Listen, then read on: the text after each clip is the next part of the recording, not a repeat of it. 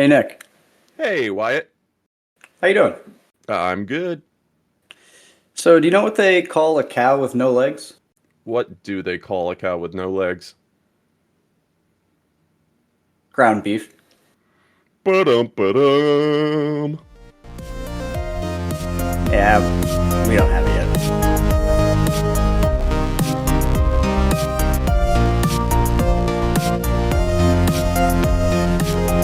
We don't have it yet.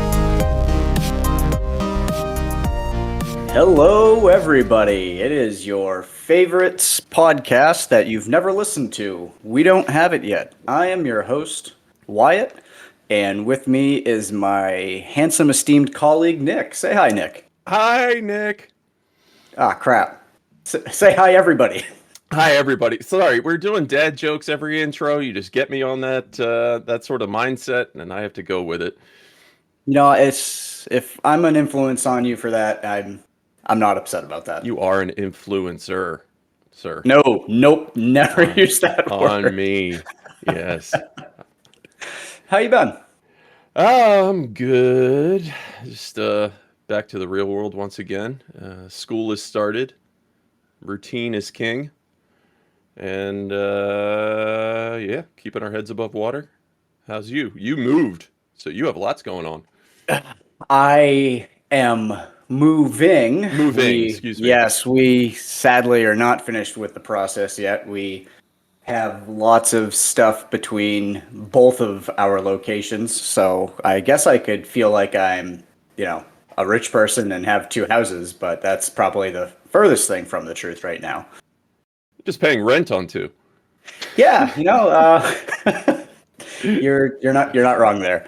But yeah, the move went about as smoothly as you could hope it would. This weekend we moved most of our large furniture because I was able to con 4 or 5 of my friends to come help us out. So that was definitely a very big help. Hey, friends that made the mistake of buying a pickup truck, what are you doing on Saturday?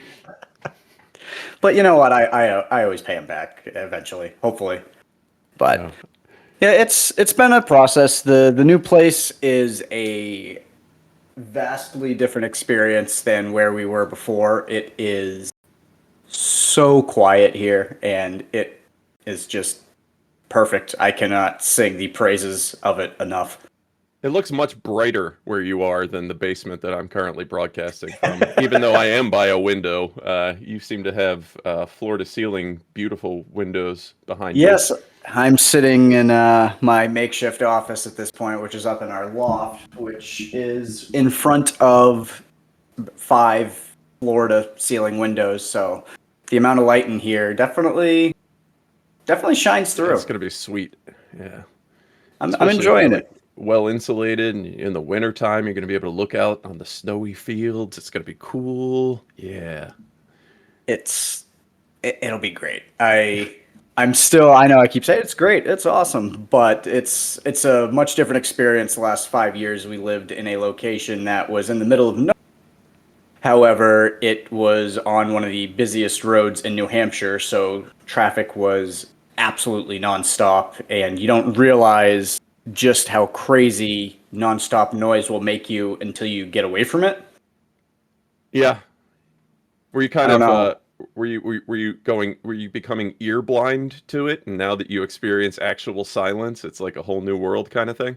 Yeah, so it probably took a month or so when we moved in to get used to it, but after spending even a few hours a day here unpacking things, moving things, and just going back to the old place, I don't know how how we lived with it. It is just almost deafening at times. Ear blind is kind of that's a wrong statement since we have the word deaf, but you say nose blind, so We'll let earblind fly. yeah, I'm good with that one. But it's been an experience. So I know we talked a little bit before. The biggest thing here is I no longer have fiber internet, which I was very spoiled to have had at the old house. So I'm trying to get used to uh, cable Cable. internet again, Yeah, having that which dedicated gigabit line is unparalleled. And since moving into this house, I've been stuck with Comcast. And to their credit, it's better than I was anticipating from, having it 15 years ago or whatever. But yeah, damn, do I miss my fiber. I'm trying very hard to. They are a couple fiber companies in the area. I've done my little research of reaching out. We'll let you know when we're in the area. So Yeah. I'm not very optimistic that that's ever going to be a thing. But you gotta that maybe I can get my dedicated 1 gig down, 1 gig up simultaneous speeds, but symmetrical Mine speeds. is the runs end literally across the street from me, which is I remember That- bitching about this with you at the time. So AT&T finished the direct fiber runs and the demarcation line, I guess the DMZ is my street. So one side has it, the other side doesn't. And I've pleaded with them let me pay for you to do one run. I'll pay for it. Nope, won't do it. And apparently they met their contract, which is 80% coverage for the village. And my You're house, 80.5. yeah, my house sits in between the two villages that they signed the contract with and didn't make the cut. So I can remain hopeful, but every time I see a Comcast truck, I'm like, hey, you guys running fiber? No, your neighbor's service is down again. Well, I guess, at least we're both on the same boat here, and we can both be hopeful that maybe we'll These are pretty get lucky. ridiculous first world problems to have. I know. I'm listening to both of us talk right now. I'm like, You sound like there's assholes. Yeah, I yeah, can only have 100%. 3 concurrent users remotely on my Plex server. How do people live like this? Oh my God, this is worse than dial-up. Yeah. So, I don't know. Yeah, I believe by the time this comes out, you and I did a guest spot with our friends Ian and John on the Extra Napkins podcast. Yeah, my first guest podcast appearance. I know you've done a few, but it was very interesting for me Yeah, to I've see how done other people can do it much better than me. well. I'd say Ian has been doing it for probably at least a decade now, and Yeah, John and Ian have that's been fair. doing it together for 5 or 6 years at this point. God, So. it's been a while. Yeah, they've got a little more experience under their belt. Like you said, I've done a few guests here. I guested on the Extra Napkins podcast a couple years ago. I did a guest spot on a podcast with our friend Matt Elfring, another Chicago area resident near Oh, I didn't you. know he was in my backyard. That's cool. Yeah, he is. So great guy. But I haven't done too much more than that, other than doing a little radio stuff back in college, which was, oh God, almost 20 years ago, which is a little depressing to think about how far away college was. But hey, that's okay.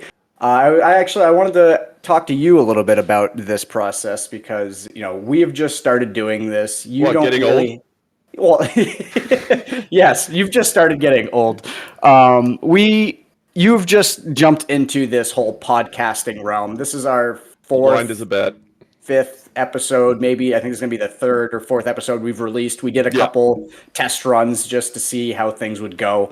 So I wanted to know, what was your experience? Not trying to be the host of a podcast, but coming into an established podcast, not with one other person, but sharing the floor with three others.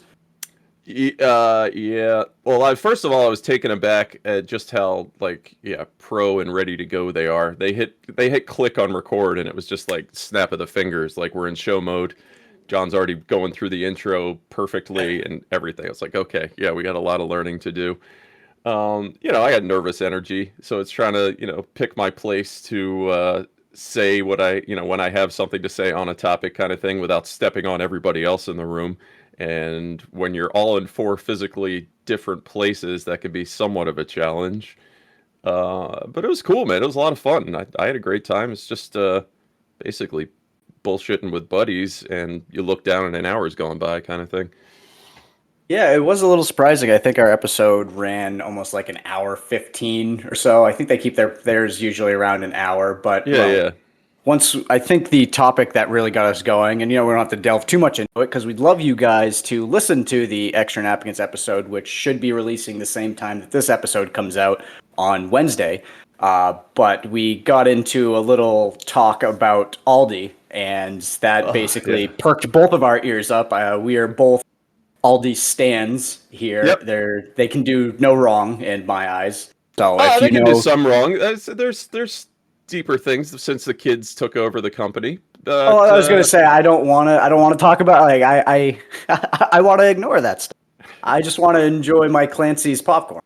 oh yes. No, I mean I've said for years, and it's sad how much has actually changed since COVID. You know, with the getting rid of 24-hour grocery stores and stuff like that. But yeah, I always used to say that grocery shopping was my zen, where I'm just by myself wandering the aisles and thinking about things that I may or may not like to, combine, cook, what have you. But also just trolling for deals. Um, Yep. I mean, I have a shopping list of, eggs, milk, bread, things that we need, but the rest of all of my grocery shopping is basically based around where the manager's specials are and where the closeouts are and things like that. And I'll make it work. And that's what Aldi's great for, man. So yeah, like I just went there recently and a bunch of summer closeouts, and I got like all these great condiments and snack foods for next to nothing. What was it? The jalapeno ranch for 35 cents and bags of dill pickle or barbecue flavored popcorn for a quarter a piece. Like, can't beat that. Even if I don't know that those snacks are good, I will try them for 25 cents in the year 2025 when a bag of Doritos can cost $9 or something ridiculous. You can't see me because this is an audio only podcast, but as Nick is talking about the great finds he has, I'm just over here shaking my head. Seething. Yes, I'm seeing green. I'm just blind with jealous rage over the deals he had. I swung into our local Aldi yesterday or the day before, hoping I could find some closeout specials, and either they have all been closed out or they didn't exist there to begin with. So I did not get to enjoy my Kansas City barbecue popcorn or dill pickle popcorn. Or I believe you also got some marinades or sauces Oh or yeah, something you so they picked had up. like they've Japanese style barbecue sauce and a Korean style barbecue sauce, and I think they were $6 or $7 a bottle, and they had them for $1. So I just grabbed a half dozen of those and dumped one over some chicken. That was really good. But yeah, that's the type of stuff I live for, is just scooping up those types of closeouts, and it's like, all right, now I have weird barbecue sauces covered for the next year and things like that. I know that that's not a normal way that a lot of people shop, but it turns it into like a fun game for me, honestly. It might surprise you, but that's basically how I operate as Yeah. well. I think I had shown you all the walking tamales that I found at my local grocery Oh store. yeah, I gotta check Yeah, those out. I haven't had a chance to try them yet. They look like they're tamales just in a plastic little pouch, almost like an individually wrapped pickle, like Yeah. same kind of pouch like that. It says you can either eat them as is or heat them up in the microwave. I don't know if I mean, I'm gonna have to try them both ways, I suppose, to see which way is better. But yeah, they were like 75% off, and at under $1 a piece, it was like, I can probably buy 15 of No these, brainer. and yeah, Yeah. if I don't like them, I can find someone that will like them. They'll be in the freezer. Yeah, it doesn't matter. I love that kind of stuff, man.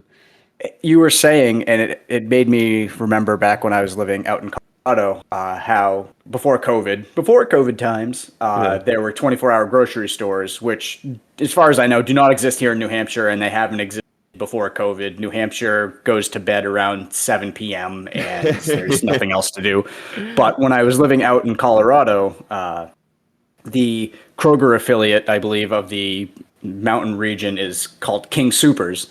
And a lot of them were open 24/7. And I would go out at 1, 2, 3 o'clock in the morning because, I was in my early 20s, Yeah. hours of the night doing whatever. I was like, you know what? I'm going to go grocery shopping. No one's here. And I can just, as you said, it's just like kind of zen. There's no one around. You got all this food around you, and you can just dream up, what am I going to make? Well, it used to be the only And time you would see other people at those times would be the guys stocking shelves, yes, and they don't have overnight stocking anymore. So now you just get those guys stocking the shelves and blocking them with a full store of shoppers existing around them. So not to harp too much on, enshittification. But yeah, when I was in my 20s working the restaurant bar industry, I would close the bar for the night, 2 o'clock in the morning, and then go grocery shopping for an hour by myself and kind of come down. And it was how I relaxed a lot of times. I loved it, having the whole store to myself and just being able to just mosey along. But sadly, those days are gone. You So mentioned a Kroger affiliate. Like, yes, so when I lived in Maryland, we had Safeway. And then you go out, I went to California, and it's the exact same store. It's just Vons or yep. Albertsons. And then now when I'm here, it's the exact same store, but it's Jewel Osco. Do you have one of those, versions of Safeway or what have you So in New our Hampshire? Jewel Osco is Shaw's, uh, Okay. which I believe is also, Same yeah, you said parent company. Albertsons. Yeah. Yeah. Shaw's, I think, was part of Star Market at one point, which I believe was a New England conglomerate, I guess if you Hmm. want to say. And I don't know. I know there was big talks about Albertsons absorbing Shaw's, and I think there was a whole big thing about it. And I, Well, there was the whole Albertsons Kroger mega merger, oh, there, which yeah, yeah, that would yes, have put yes, like 85% of supermarkets in the United States under one umbrella. yes. I So mean, it's Albertsons did horrific get now. Shaw's. Yeah, it's horrific now, but imagine how bad that would make it. So yeah, it's become like a sport because of that, and I think that I even get more into it now. Is like checking independent stores for deals that I can Yep. snag, or screwing over the big time guys by buying all of this at a discounted price. Not screwing them over; they're still making money, but They're still making money. I feel like I'm getting over, and that's what's important. And Yeah. then yes, yeah, using the hell out of Aldi because they seem to be one of the only businesses that recognizes that folks are hurting out there on Yep. prices.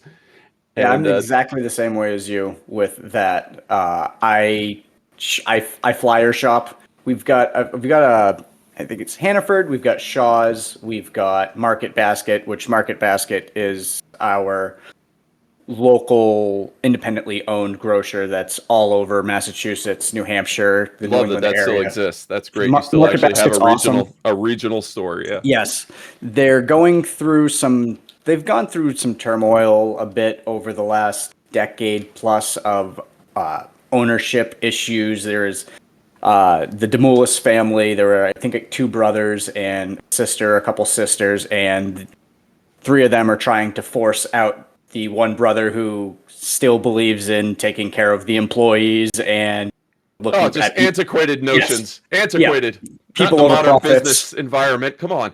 Yes. So that I think they recently, within the last year or so, have been trying to force, I believe it's Arthur, they were trying to force out, and it's been a whole thing. The workers went on strike about a decade ago, and I believe, and don't quote me on this, but I believe Arthur was actually supportive of the strike because, he believed in the workers' rights, and the rest Yeah. of the board was, not for it. But Oh yeah, yeah, when so you're detached from anything and everything that actually makes the business function and operate, you tend to just look at spreadsheets. yeah. Weird how that works. Um, anyway, before we get into a whole thing here, you mentioned shopping flyers, and I don't Yes. know if you do this like I do this, but I'll take it a step further. And I recognize that this is not for everyone. It especially works well if you have a chest freezer, which I believe everyone should if they have room for it. But I will just shop like the manager specials, like in the meat department. My first stop is to see what's 50% off about to expire. Yep. And if I can just buy 10 pounds of chicken that way, separate it out into, portions and tuck it in the freezer, I will do that every single time. I know that there's people who are a little weird, like it's no, that's bad food or whatever. No, it's not. It's not expired. It's fine. As long as you're freezing it and or using it right away, it's usually perfectly fine. I've never, knock wood, in 20 plus years of doing it, ever gotten sick or anything like that. But if you're thinking about doing it, I'll tell you, don't if you live in my area because that takes deals away from me. So as long as you're not in Chicagoland, go for it. Yeah, I'm the same exact way. I try to bulk buy things that are on manager special or a couple days out. We have a vacuum sealer, so Oh yeah. Food savers, the shit. Yep, Love yep. it. It'll go right in the vacuum sealer. Write a date on it, toss it in the freezer, and as long as we don't forget about it, it gets used within the next few months or so. There have obviously been accidents where we vacuum seal some stuff, and it ends up in the freezer, and 2.5 years later, you see it, and you're like, Yeah, maybe don't hold on to that one. We can let that go. right. Yeah, maybe that one wasn't worth it. Yeah. No, speaking of food savers, I mean, they are awesome. And being a cheap bastard, like that is a great thrift item. If you're in the market for one, I would say do not go onto Yes. Amazon or whatever. Every single thrift store I walk in is lined with vacuum sealers. You might have to go buy bags, but that's no big deal. Like vacuum sealers, instant pots. Rice Oh man, cookers. I've seen a lot of rice those. cookers I would love to find. I don't see You those don't see very any of those? often. Oh, all No, right. because I had a dedicated rice cooker in years past, and I kind of said, "Oh, Instant Pot's good enough." Instant Pot is a major It's one you'll find, by the way. It's good. It's not the it's same, not a and rice cooker. yeah, I want a dedicated rice cooker back. So I've been keeping my eye out every time I pop in because a couple different places around town are next to things that I have to go to anyway, so I'll always make an excuse to just I'll duck my head in, see if there's any deals to be had because I'm already going to the hardware store. But yeah, Well, I I need a mean, rice cooker for sure, and to I want to take keep an a eye on peek that. behind the curtain here, Yeah, one of our birthdays are coming up here somewhat soon, so maybe someone could get a rice cooker for their birthday. your birthday's coming up soon. Yours is closer than mine.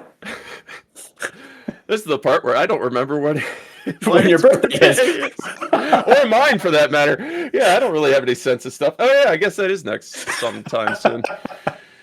Huh? How about that?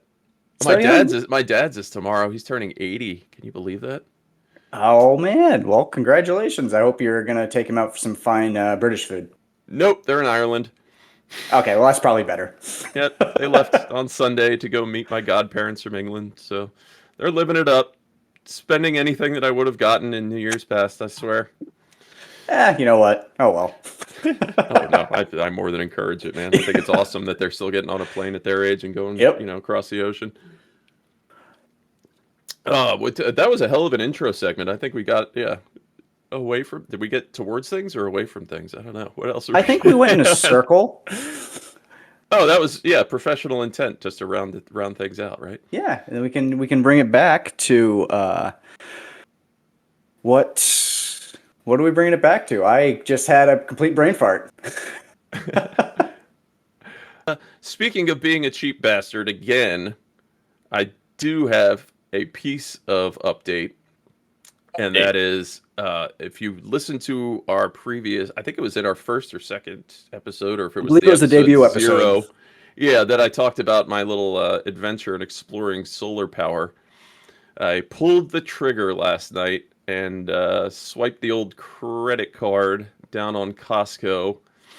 I won't go into the finances behind it, but there's some gears that are working together. Yeah, ordered an 18 kilowatt battery solar system backup system for the house.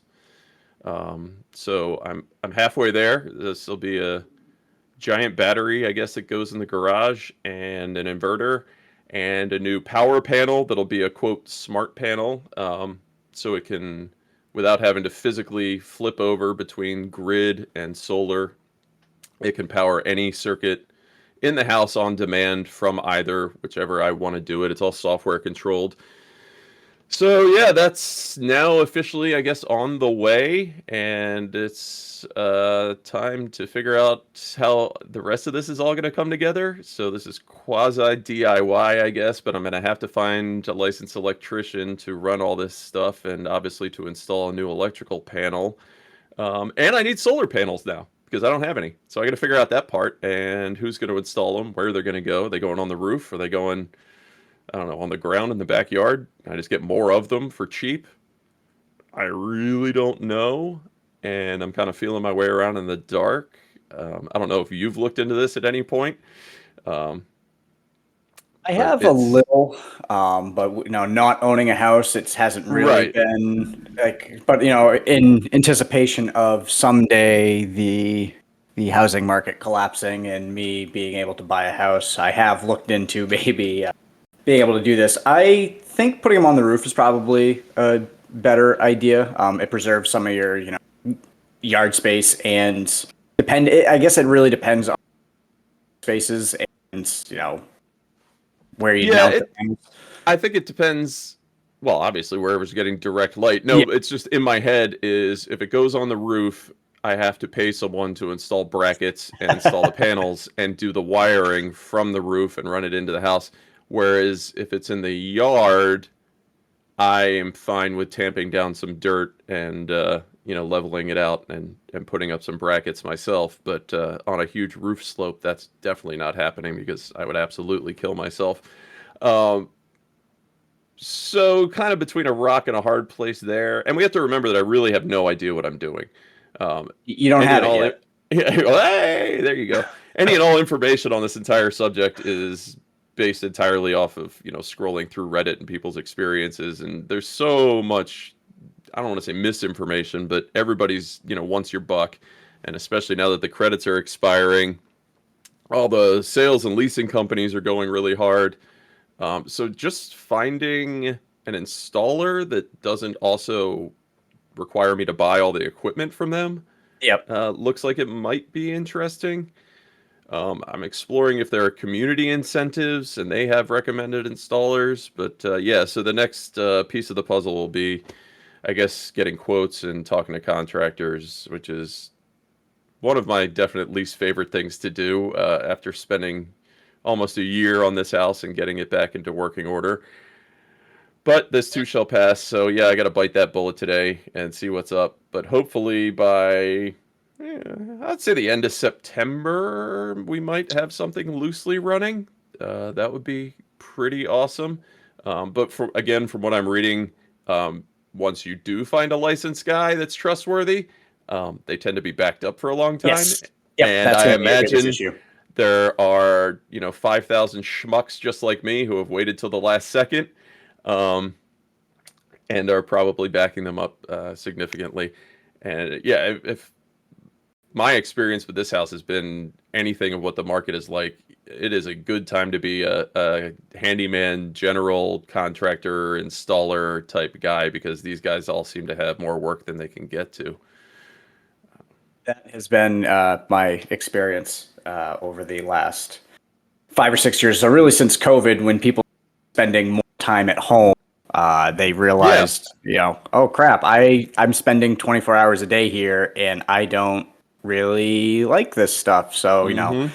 call your general contractors, call your plumbers, your electricians, your carpenters. I need to do this and that, and I feel like that kick started what's been happening for the last 5 years is people are spending more time at home and Yeah, for sure. That's definitely part of it. Mine is going back, if we can, to my grocery shopping habits and just general cheapness, I guess, is like I love the DIY aspect of it and at least feeling like I'm doing part of it myself. But I also have to just feel like I'm getting over, like sticking it to the man somehow. Like that's very appealing to me, and generating my own power is just like this comes for free from the sky. So I am independent, and screw you. I don't need you, ComEd, even though I probably will. Uh, it's just like whether it's a deal or not. As long as I walk away feeling like I got a deal, that's all that's yeah, important, right? absolutely. Long Um, as long as you feel good about the situation. Well, I mean, Costco being Costco, they really are great. I pulled the trigger with the deal that they had for the system because after the last 2 weeks of talking directly to EcoFlow, and I assume I'm, talking to one of their reps in China, but they couldn't beat that price. And they were like, well, let's try this package and I'll add this incentive. And here's a $1,500 discount. Da, da, da, da, da. They still couldn't beat the package that they had for Costco.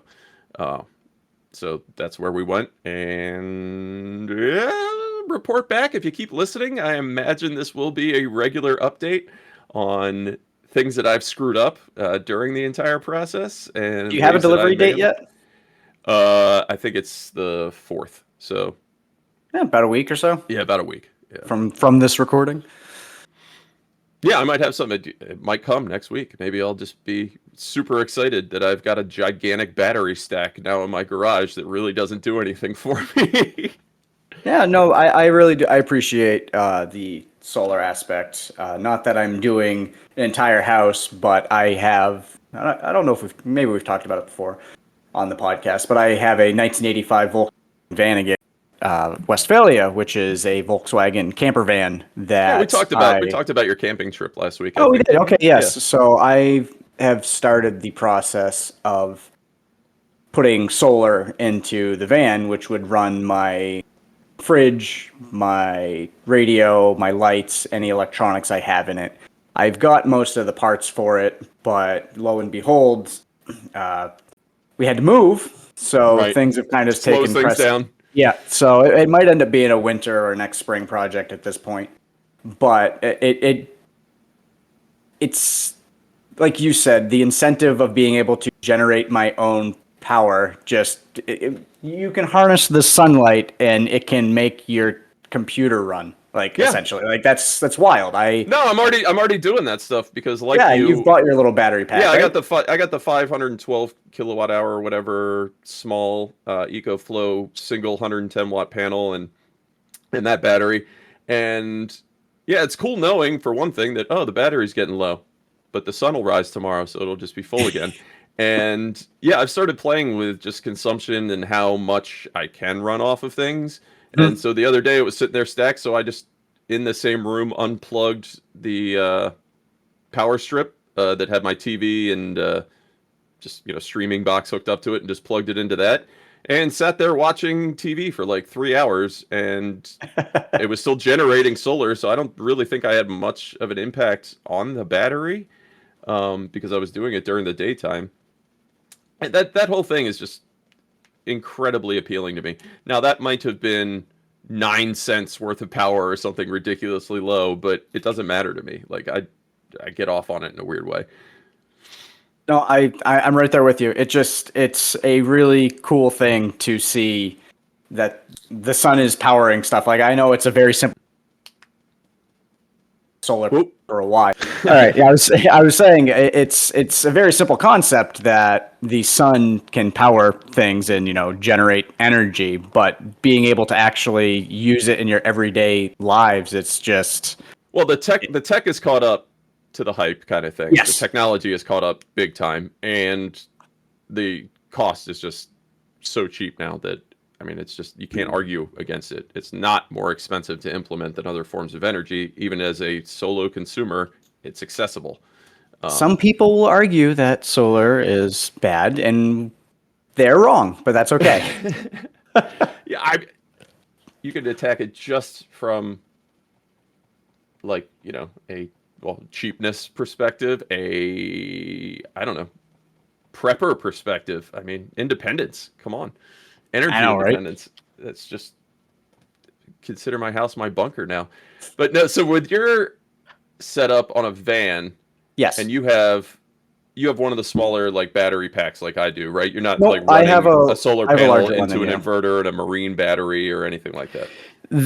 Currently, until I get my solar system set up. I'm also running an EcoFlow. I believe Mm-hmm. it's a Delta. I think you have the River, which is the five, like you said, the 12 watt Yeah, hour.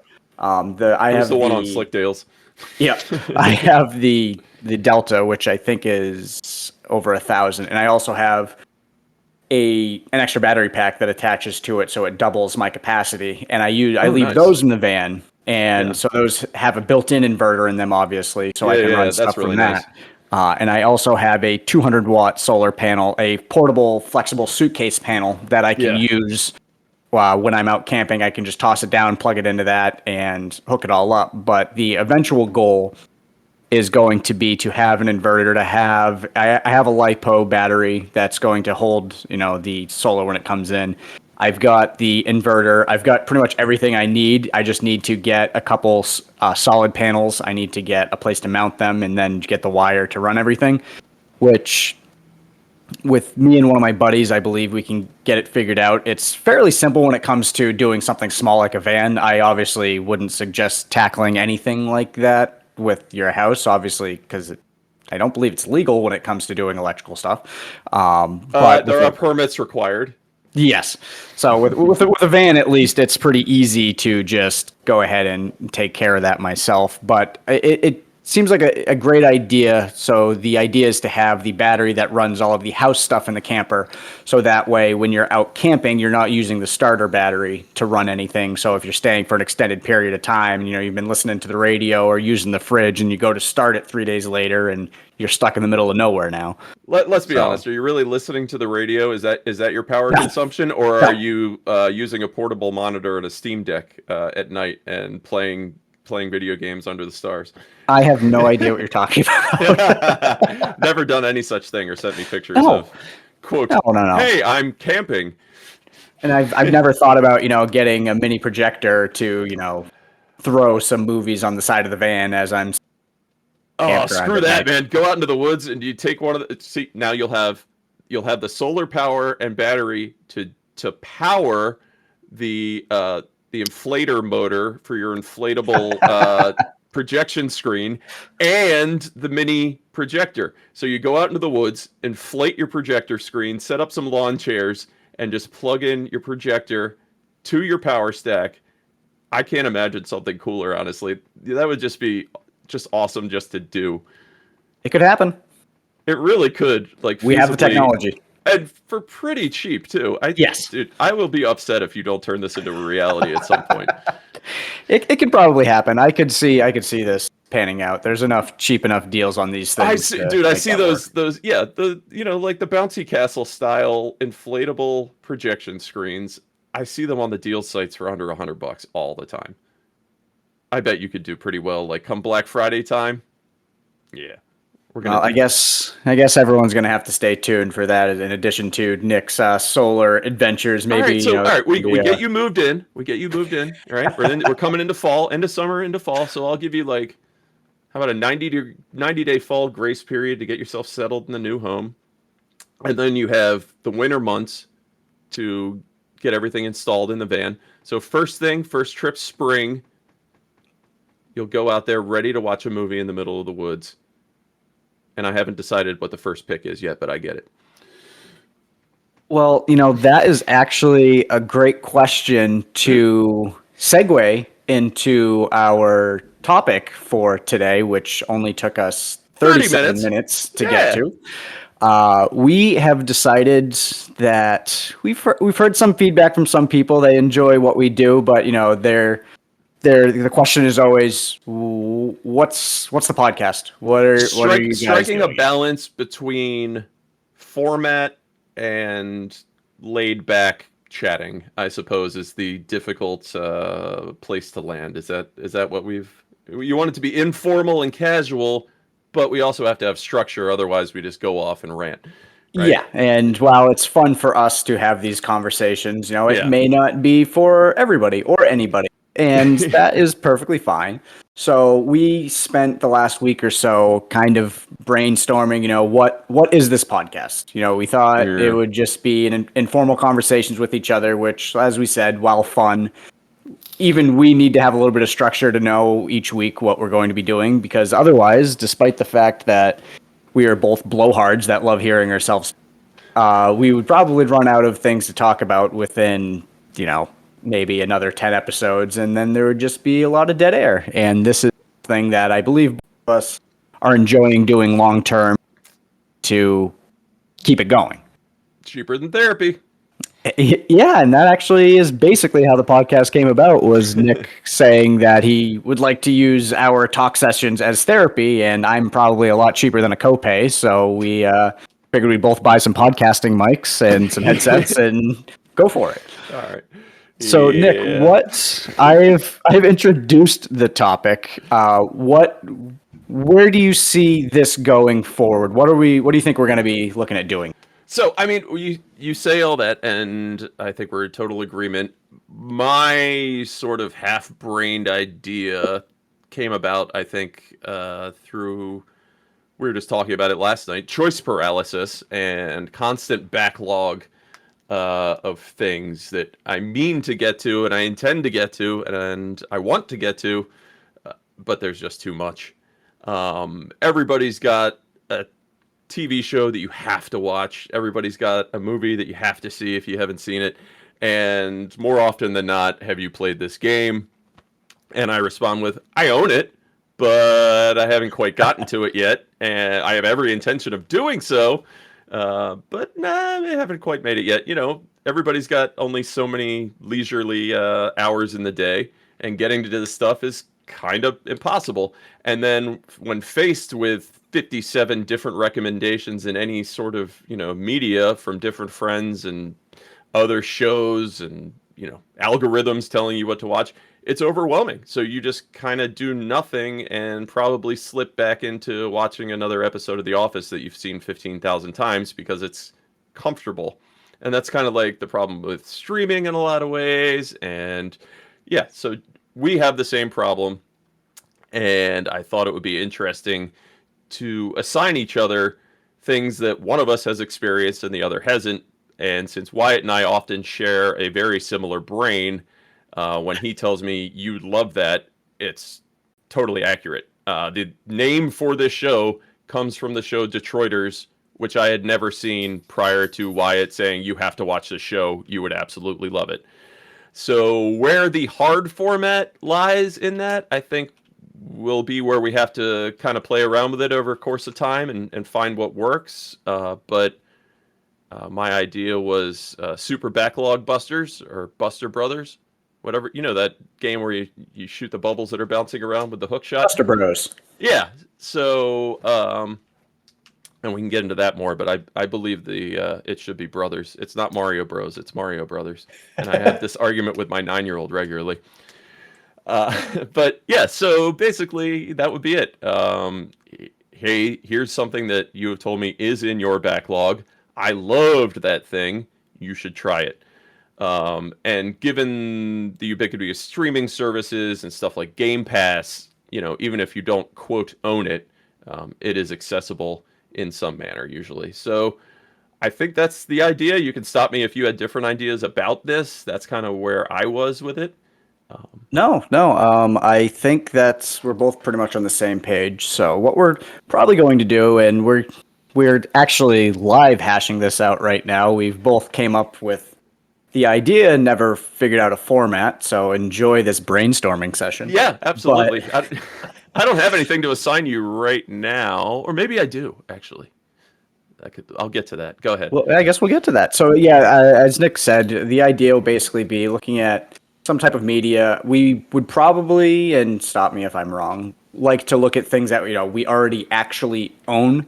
Both of you and I have considerably large physical backlogs, whether it be Blu-rays, DVDs, video games, and trying to get our money's worth out of that. Talk about last gen. Yeah, I mean, I buy stuff. I scoop up games for $3 or $4 a piece at the library sales. So I have gems that are PS4 games, Xbox One games, Switch One now, and a lot of them are the same titles that are probably just as good, or conversely have an upgrade that I can throw them in the newer system, especially in the Xbox ecosystem, and it'll just bring them up to snuff to the modern gen for me. And it's just a case of hours in the day, man. Yeah, it's like everything seems, when you have, okay, I only have X amount of time to play this thing or consume this thing, so I really want to maximize that entertainment value. And then all of a sudden jumping into a new 60-hour adventure seems so daunting that you don't even know where to start. So I'll just play Balatro again. And that's how it goes. So this will be good for me and you, I hope, along with providing takes for a listening audience on what we think about things or our experiences with playing, watching, thinking about any of this stuff. And yeah, so it's a twofer, right? Yeah. It's a win-win. Yeah. So no, go ahead. Oh, I was just going to say, going back to the therapy thing, and I think I said this on the EN appearance, is that it comes with accountability. So if I know that I'm going to have to talk about this game that you brought up next week, I'm going to purposely sit down and play it. Whereas otherwise, I know it's there, and that comforts me enough. So when I want it, it'll be there and I'll have it. But I'll never touch it because that's just the reality of things, because I'll just get more stuff that I intend to eventually play. And, we got the snowball gets larger as it rolls kind of thing. Yeah, the funny thing is, this actually, for me, I know we've talked a few times about how I'm looking to, and you have done recently, looking to downsize some of my physical video game collection. Yeah. And by being able to play some of these games, I can then more easily be like, okay, I can let this go and get rid of some stuff because as much as I would love to keep every video game I've ever bought, and sadly we're looking pretty close to that right now, physical space limitations kind of come into play. So I think the idea is that we're not looking to play necessarily 100% of a game. Especially if it's something, as you said, like a 60-hour epic that we're playing. Yeah, yeah. Also, it's not going to be, you play 15 minutes of the tutorial and you're like, Call it a I day. hated that game. Yeah. So it's Striking a not balance. to, yeah, not to go too much into the things we're talking about, but our idea is what we're hoping to do is that in addition to being able to have this audio format of having a discussion over these games, is both Nick and myself have experience writing. Yeah. You were an English major in college, I believe? I do have a undergrad in English. Yes, and I do as well. I know it was many years ago, but we both have done writing in some capacity. Professionally, we have both done writing in, different capacities. And Yeah. you can say, well, you didn't get paid that much. Guess what? The definition of a professional is getting paid any amount of money to do something. And you made me feel So, better when you say that. But yeah, no, it's if only as a creative outlet too. I enjoy writing probably a bit too much, or waxing ecstatic and going on and on and on about things I'm passionate about and interested in. Stuff at work, not interesting, not fun to no. write. Nope. And definitely not providing any type of catharsis or anything. So, yeah, writing is a bit of a release to me. I don't know if that happens because of our background in it, but I really enjoy it. And so, yeah, if this can kind of create avenues for things that I would like to write about, all the better. And I stepped right on you, so I'll let you finish your thought. No. Okay, I threw it to you anyways. So my idea, and again, we're hashing this out, is basically what we talk about on the podcast when we assign the things to each other. We play what we can within a week to, give our update on things. And going forward, if you wanted to do more in depth, we're planning, or I'm thinking we can plan on doing writings about these games to give a more in-depth topic instead of just a back and forth of, talking about the game. Then it gives you an idea of what the game is about, if maybe you'll like it, but then individually we can write about this in a longer form capacity to really Absolutely. delve into the topic. Absolutely. Yep. And hopefully get to a place where we can say, if you're interested in it, Wyatt has a piece going up on the website in a few days. Here's where to find it under the episode description, that sort of thing. Um, I'd like to get to that point. Hopefully we do. Yeah, it'll be a process, and we don't have any It of this yet. yet. We are just trying to figure out a more rigid but not super rigid format, just so we, like you said, accountability. It gives us something to speak about each week, and hopefully it reaches an audience that this interests, because I know there's many people out there that also have gigantic backlogs of media. And Yep. if any of the listeners also wanted to, try a game that one of us has been assigned, or watch a movie or a show that we have assigned, Yep. you're more than happy to, and we're happy to, exchange our feelings on these things. And I think it's a great way to find a community to talk about things that interest you. Yeah, for sure. And I'll go a little further in so much as I guess what to expect from me. I'll fully shit all over something if it actually deserves it, kind of thing. But I very much like finding the things that are more, not necessarily for me, but just finding the positives and the goods in stuff. So much as games that might be underappreciated, and maybe they're a 6.5 or a 7, but there's so much good in there, kind of thing. That's the stuff that I search out. I don't know if you ever played. the Mad Max game that came out last gen. That has been in my backlog since Oh, here we go, man. All right. 2012. Yep. So I actually did many years after purchasing it buy it, and is it perfect? No, but there's a lot of great stuff in there, and I feel like it just gets pushed to the side as it did for everybody, because if there wasn't a huge amount of hype around release, and then you have the next thing coming always around the corner, it just falls apart. And so yeah, that's the idea. Just go back and find some of the gem stuff that you might have missed along the way, and that's worth talking about. Um, Versus, I don't want to talk about stuff that I'm not gonna like, obviously, No, as and much. I think we're both on the same page in that we enjoy, and this is kind of funny if you know who I am and you know about me. We both enjoy talking more about things that we enjoy. It's more fun to have fun than it is to hate on things that you hate. Yeah, absolutely. And Wyatt will tell you all day long is that, I'll evangelize for products that I believe in. Like, I will shout it to the heavens if I think that, this software is very much worth your $7 license fee kind of thing. Like, I want everybody to know about that because I like it, because it benefited me, and I want to share that with other people. And yeah, just going off about how I hate the same thing and this sucks, it doesn't particularly interest me. Granted, if you recommend something that I find to be terrible, I'm going to make sure that we have it out on the show about it. But Yeah, so, looking for gems that we would recommend to each other, kind of thing.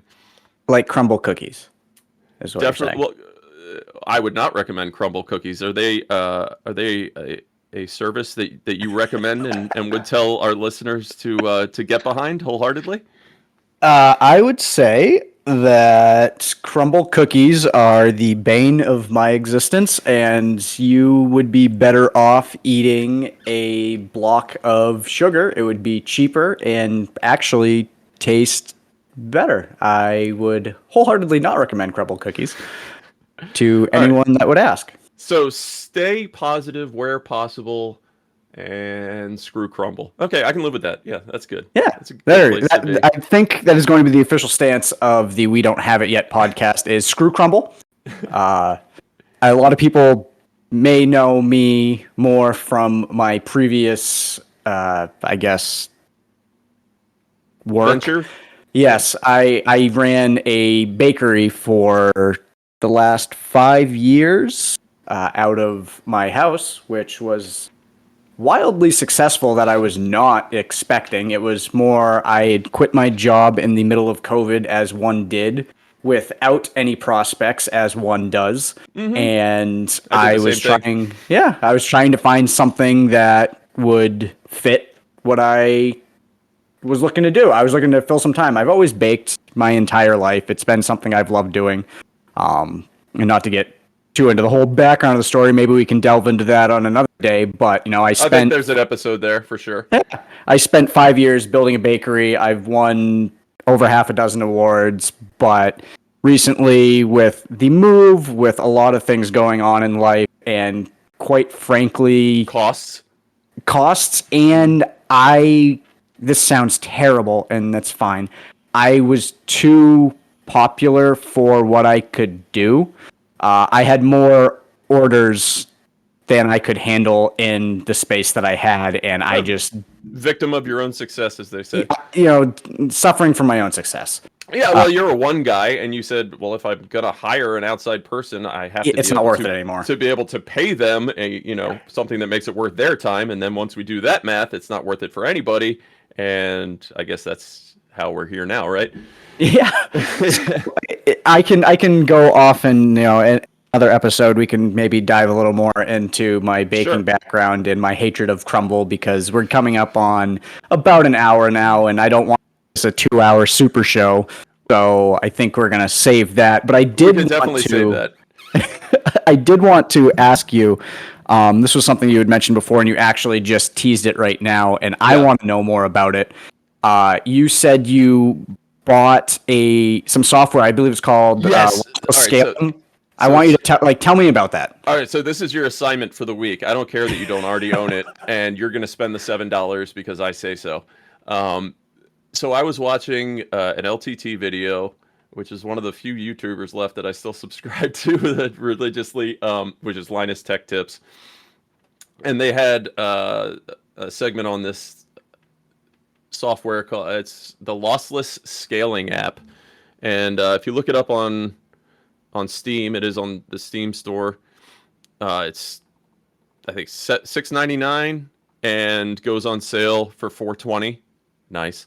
Nice. Um, so yeah, it's a solo dev, young guy, I would assume, and basically this $7 gives you access to AI frame insertion and filters and scaling and shaders, and it has quite simply blown me away. Like it shouldn't be possible what it's doing, but it works on a level that I was not expecting at all. So, for example, like I'm running a pretty modest PC system here. I'm running an old MSI 5600 XT.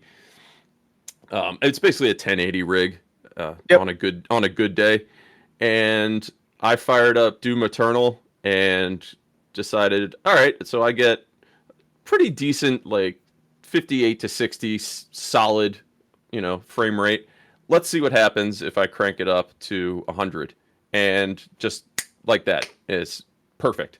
I mean, if you sit there and move the mouse back and forth really fast over one focused item, you can see the kind of the frame insertion shifts and it doesn't Yep. look quite right. But in regular gameplay, I'm telling you, man, you will just be like, holy hell, this looks amazing. How have they done this?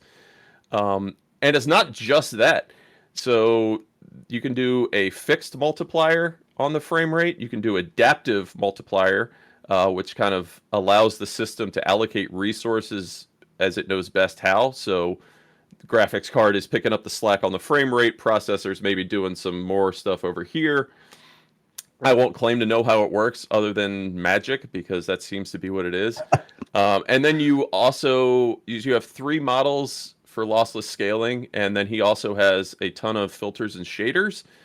So you have something like the FS1 shader, which basically takes retro games and brings them up to high resolution and like a 60 frame rate, which doesn't sound like maybe something you would want, but again, blown away at the actual results. And this is all on the fly. So if you have a 2-monitor system, you can kind of just have the window open over here for lossless scaling and your game Yep. going on the other monitor, and you can say scale this and it'll just do it. And man, I I really want to have you tell me about your experience next week because I think this is I mean it's everyone should own this at this point in my So opinion. does this only work with Steam games, or is this something that you could use with Epic or No, good it's old an EX. games? It's an EXE. It'll work on Okay. anything. It's Windows based. Yep. It will run in Linux, and there is a way to get it up and running on the Steam Deck, which I have not explored yet.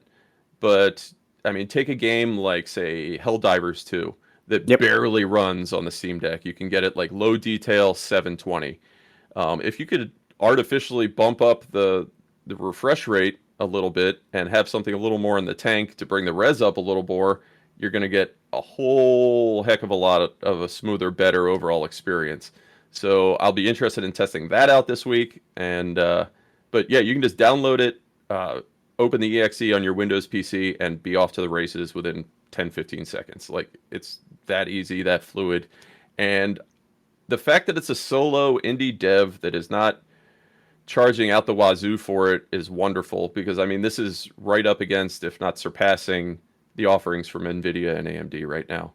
Um, I'd highly recommend go watching the LTT video. They'll give you a much more in-depth technical overview than I'm going to cover in something like this. But yeah, that's my assignment to you for this week, sir. Yeah, so I think what I can do when we upload this podcast, I will include a link to the LTT video and a link to the For the Steam store, yeah, scale, sure. yes, on the Steam store. So if anyone listening to this wants to try it out as well, I don't have anything to give you right now, so I It's think just again called lossless scaling, and the icon is a duck if you're looking for it while listening to this. I may have already downloaded it as you were talking. So Oh, look at that! This is great. I love this. Yeah, yeah, perfect. so I'll work on that for this week. Maybe offline, I will figure out something for you next week. I think that's Uh, fair, and I can come in and say, off air, because I did send you all of my backlog games. I think yes, outside of the Steamiverse, but but all we my could physical also, copies. if you wanted to, because it looks like according to your Steam usage, you have used about 4.6 hours of lossless scaling so far. So if you Yeah, wanted to spend some more time on it, and maybe we could do a lossless scaling discussion next week, and then we can assign each other, our first actual Tales from the Backlog. yeah, I love it. I think we have something here. Do we just actually hash this out a little bit live on the air? It's too bad that I will never listen to this episode, so I won't know what we decided. Well, yeah, you don't want to hear your own voice. That's awful. Why Oh would God, no. anyone do that? Yeah. But I think that brings us up to about our time. I hope this was an enjoyable podcast. I know we kind of meandered again as we're trying to get a little from it, but sometimes it's just nice to have some comfort food. Listening to your buddy, Yeah. listening to your buddies. That's That's all. about Yeah, who that's all we listen to need to us be right for you now. guys. Listen, listen. We're your buddies. Listen to us. Yeah. And speaking of buddies, thank you so much again to Ian and John from Extra Napkins for having us on, inviting us on. They Yes, didn't have to. They that didn't have to do was. that. Nope, it was a lot of fun. And if anyone is coming here from the Extra Napkins podcast, we Welcome. appreciate your listen. We're kind of hoping that in a few months we can repay Ian and John back by forcing them to talk with us on the We Don't Have cast. Yeah, But so we get down there to Fort Walton Beach for a really rad weekend, as I think we're all planning on being. And be it if we have to go off to the side into a hotel room, or perhaps I don't know. I'm not going to crash their panel discussion, but yeah, we could do a poolside recording. we could do it from a restaurant while we're eating Cuban sandwiches too. Now, see, this is why I need you. You're an idea factory, my friend. Yeah. All right. Well, it was great talking to you, Nick. Thank you, everyone, for listening to We Don't Have It Yet. This is Wyatt, and that is Nick. And I hope you We will guys have see a you great next week. week. Bye.